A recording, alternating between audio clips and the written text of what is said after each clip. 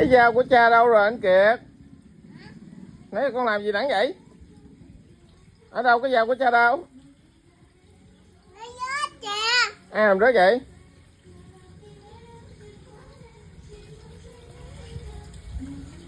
Ủa nãy giờ con làm gì? Nãy giờ làm gì nói kể cho nghe coi. Ở đây. Ở đây kể cho nghe coi. Đi ngủ rồi, tới giờ ngủ rồi nè. Đi lại đây kể nhỏ nghe coi nãy giờ làm gì, khai ra coi.